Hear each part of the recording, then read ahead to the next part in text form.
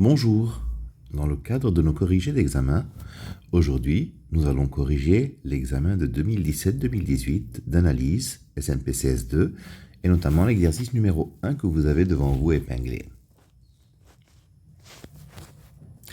Alors, donc, cet exercice commence par la partie 1. La partie 1, nous définissons une suite UN par UN égale sigma de k égale 1 jusqu'à n de 2kn plus 3n carré sur k plus 2n facteur de k plus n au carré. Et nous voulons déterminer la limite de la suite UN. Alors cette suite a l'apparence d'une somme de Riemann. Mais pour une somme de Riemann, il faut d'abord avoir un facteur 1 sur n avant la somme, et puis à l'intérieur de la somme, des blocs k sur n, une fonction de k sur n. Pour cela, nous allons mettre en évidence ce dont nous avons besoin. UN égale, donc sigma de k égale 1 jusqu'à n de n carré que je mettrai en facteur 2k sur n plus 3 sur, alors au dénominateur je factorise n dans le premier facteur, n facteur de k sur n plus 2 et n carré dans le second facteur, n carré facteur de k sur n plus 1 au carré. Ainsi, UN sera égal à n carré, il peut sortir de la somme au numérateur, et n cube au dénominateur. Donc c'est 1 sur n par simplification fois la somme de k égale 1 jusqu'à n de 2k sur n plus 3 sur k sur n plus 2 facteur de k sur n plus 1 au carré. Et là, effectivement, nous reconnaissons une somme de Riemann. 1 sur n étant facteur avant la somme, et à l'intérieur de la somme, il y a une fonction de k sur n. Cette fonction est f de x égale 2x plus 3 sur x plus 2 facteur de x plus 1 au carré. Ainsi, la limite de la suite UN, quand n tend vers plus l'infini, sera intégrale de 0 à 1 de 2x plus 3 sur x plus 2 facteur de x plus 1 au carré dx. Alors, qu'allons-nous faire? Il va nous falloir calculer cette intégrale. Pour cela, nous devons décomposer la fraction rationnelle en éléments simples. 2x plus 3 sur x plus 2 facteur de x plus 1 au carré sera égal à a sur x plus 2 plus b sur x plus 1 plus c sur x plus 1 au carré. Voilà la décomposition en éléments simples de notre fonction. Maintenant, il s'agit de trouver les coefficients a, b et c. On multiplie par x plus 2 et on donne à x la valeur moins 2. Donc quand on multiplie par x plus 2, on se retrouve avec 2x plus 3 sur x plus 1 au carré. égale A plus x plus 2 facteur de b sur x plus 1 plus c sur x plus 1 au carré. Alors, quand je donne à x la valeur moins 2, le terme x plus 2 vaut 0, donc tout le terme de droite vaudra 0 à l'exception du a. Donc, a vaudra, donc le terme de gauche, si je remplace x par moins 2, ça nous donne moins 1 au numérateur et 1 au dénominateur, c'est-à-dire moins 1. Donc a vaut moins 1. Je vais essayer de déterminer maintenant c. On multiplie par x plus 1 au carré et on donne à x la valeur moins 1. Donc quand je multiplie par x plus 1 au carré, j'obtiens à gauche 2x plus 3 sur x plus 2 égale x plus 1 au carré fois a sur x plus 2 plus x plus 1 fois b plus c. Donc si je donne à x la valeur moins 1, j'obtiens c égale, alors 2 fois moins 1, ça fait moins 2 plus 3, ça fait 1. 1 sur 1, ça fait 1. Très bien. Alors maintenant, j'ai obtenu la valeur de a et la valeur de c. Il me reste la valeur de b. Alors la valeur de b, une des techniques pour trouver la valeur de b, je vais multiplier f de x par x et faire la limite en plus l'infini. Donc, x f de x vaudra x facteur de 2x plus 3 sur x plus 2 facteur de x plus 1 au carré. En plus l'infini, les termes de plus haut degré au numérateur, c'est 2x carré. Au dénominateur, c'est x cube.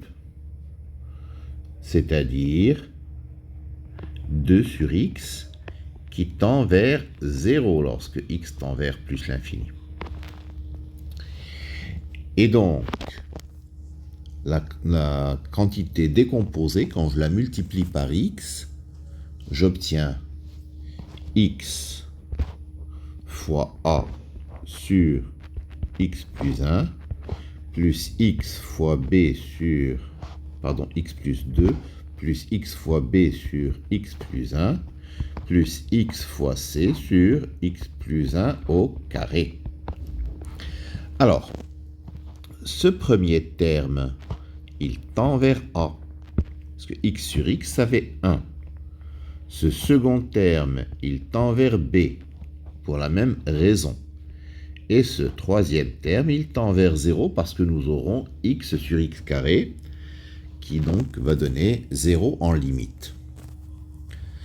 Par identification, donc, nous avons que a plus b égale la limite que nous avons trouvée, c'est-à-dire 0. Mais puisque a vaut moins 1, donc b vaut 1. Et par conséquent, donc f de x vaut moins 1 sur x plus 2 plus 1 sur x plus 1 plus 1 sur x plus 1 au carré. Donc, intégrale de 0 à 1 de f de x dx sera égale à moins ln de x plus 2. Parce que entre 0 et 1, x plus 2 est positif.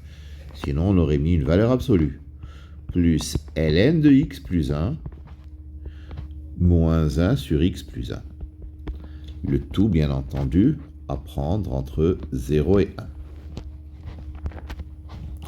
La valeur en 1, ça nous donne moins ln de 3 plus ln de 2 moins 1 demi. moins la valeur en 0, c'est moins ln de 2, plus ln de 1, moins 1. C'est-à-dire moins ln de 3 plus 2 ln de 2, moins 1 demi plus 1 fait plus 1 demi. On peut laisser comme ça, ou bien on peut arranger un petit peu les logarithmes. Voilà pour cette partie 1. La partie 2.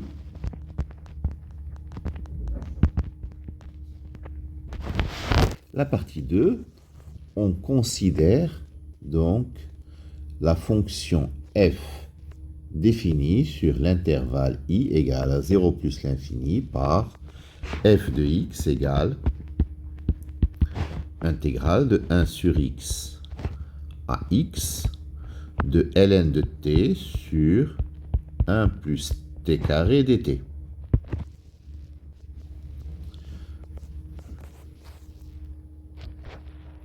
Alors, premièrement, calculer f de 1. Il est clair que f de 1, on va remplacer x par 1.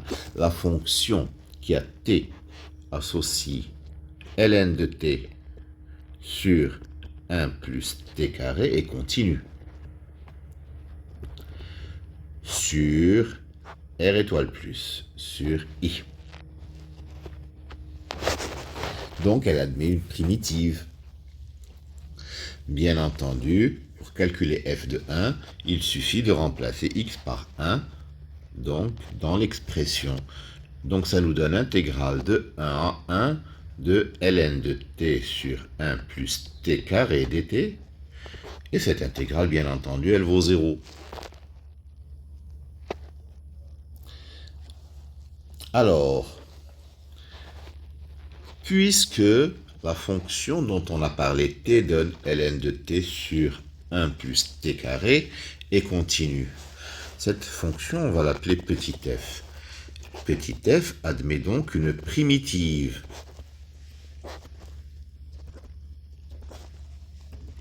Une primitive que nous allons appeler grand G. Donc, grand f de x sera égal à grand G de x moins grand G de 1 sur x. Grand G en tant que primitive est dérivable.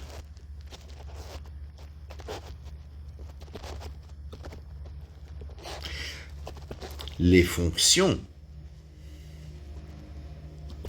x donne x et x donne 1 sur x sont également dérivables, sur i bien sûr.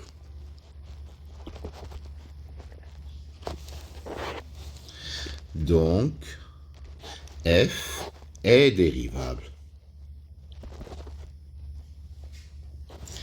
f' de x vaudra g' de x plus 1 sur x carré g' de 1 sur x.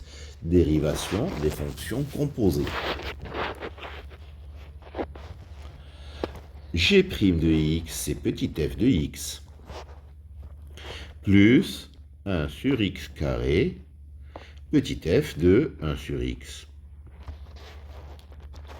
Petit f de x, ça vaut ln de x sur 1 plus x carré, plus 1 sur x carré, ln de 1 sur x sur 1 plus 1 sur x au carré. C'est-à-dire ln de x sur 1 plus x carré moins ln de x, parce que ln de 1 sur x c'est moins ln de x, sur, et je multiplie par x carré le dénominateur qui y a ici, donc j'obtiendrai également 1 plus x carré, après développement, ce qui donne donc 0. Ça veut dire que la fonction f a pour dérivée 0, la fonction nulle. Qu'est-ce qu'on peut dire alors? Eh bien, on peut dire que grand f est constante, puisque sa dérivée vaut 0. Grand f est constante. Elle vaut la même valeur partout.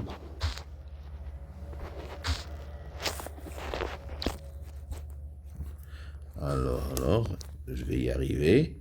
Voilà. Elle vaut la même valeur partout. Elle vaut donc f de 1 que nous avons déjà calculé. N'est-ce pas? Mais f de 1,